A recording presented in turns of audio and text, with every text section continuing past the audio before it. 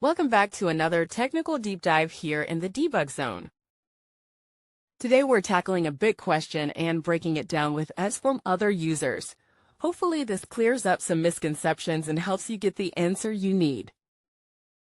So buckle up, stay a little curious, and let's jump right in.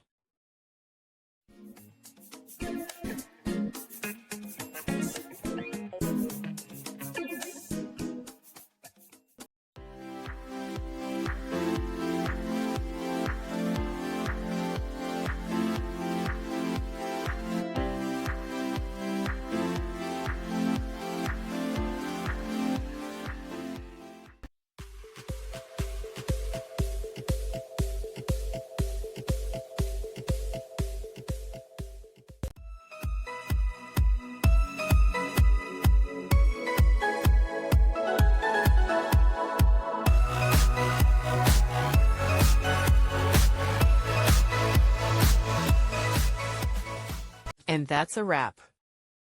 I hope you found the answer you were looking for. If you did, take a second to hit that subscribe button. It really helps out.